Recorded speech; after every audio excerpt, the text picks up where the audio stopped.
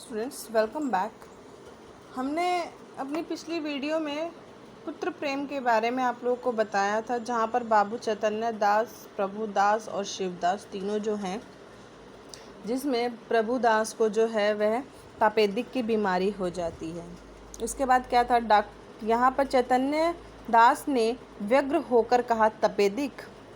Doctor जी, हाँ, उसके अब सभी लक्षण दिखाई दे रहे हैं।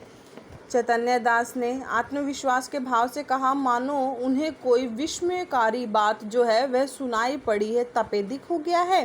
डॉक्टर ने खेद प्रकट करते हुए कहा, यह रोग बहुत ही गुप्त रीति से शरीर में प्रवेश करता है। तपेदिक जो है बुखार है वह एकदम गुप्त रूप से, रीति मैंने यहाँ पे समझ लीजिए, गुप्त रूप से जो है वह शरीर में प्रवेश करता है। चैतन्य दास, मेरे खानदान में तो यह रोग किसी को न था। डॉक्टर, संभव है मित्रों से इसके जर्म मतलब कीटाणु मिले हों। चैतन्य दास कई मिनट तक सोचने के बाद बोला, अब क्या करना चाहिए? डॉक्टर, दवा कराते रहिए, अभी फेफड़ों तक असर नहीं हुआ है, इनके अच्छे होने की आशा है।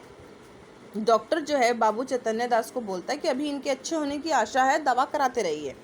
चैतन्य दास, आपके विचार में कब तक दवा का असर होगा? डॉक्टर, निश्चय पूर्वक नहीं कह सकता, लेकिन 3-4 महीने में ये स्वस्थ हो जाएंगे। जाड़ों में इस रोग का जोर जो है वह कम हो जाता है। चैतन्य दास, अच्छे हो जाने पर यह पढ़ाई में परिश्रम कर सकेगा?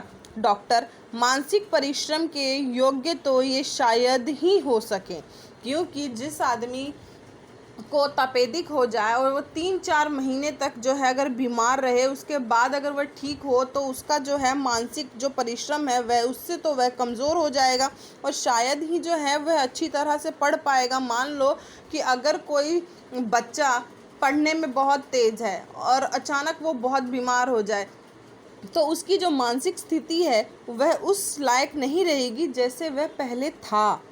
चैतन्य दास, किसी सैनेटोरियम यानी कि पहाड़ी जो स्थान है में भेज दूं तो कैसा हो? डॉक्टर, बहुत ही उत्तम। बाबू चैतन्य दास बोलते हैं कि कहीं अगर इसको हिल स्टेशन में, पहाड़ी इलाकों में अगर भेजा जाए तो कैसा रहेगा? डॉक्टर बोलता है, बहुत अच्छा। चैतन्य दास, तब ये पूर्व रीति से स्वस्थ हो जाएंगे? डॉक्टर, हो सकता है, लेकिन इस रोग को दबा रखने के लिए इसका मानसिक परिश्रम से बचना जो है वह सबसे अच्छा रहेगा। चैतन्य दास निराश्य भाव से बोले, तब तो इसका जीवन ही नष्ट हो गया। क्योंकि बाबू चैतन्य दास को प्रभुदास पे बहुत ज़्यादा गर्व था। गर्मी बीत गई, बरसात के दिन आए, प्रभुदास की दशा दिनों दिन बिगड़ती गई। वे पड़े पड़े बहुधा इस रोग पर की गई बड़े बड़े डॉक्टरों की व्याख्याएं पढ़ा करता था, उनके अनुभव से अपनी अवस्था की तुलना किया करता था। पहले कुछ दिनों तक तो वे अस्थिर चरित सा हो गया था। 2-4 दिन भी दशा संभली रहती तो पुस्तकें पढ़ने देखने में विलायत यात्रा की चर्चा करता।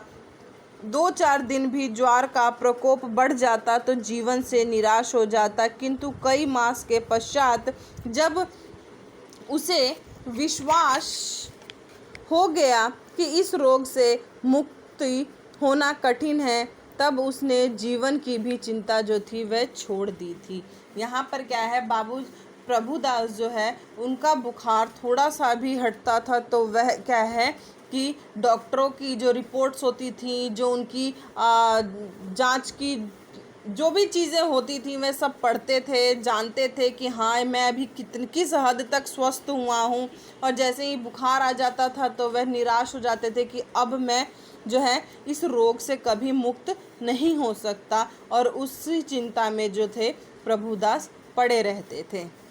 स्टूडेंट, इसके आगे की जो कहानी है वह हम नेक्स्ट वीडियो में करेंगे।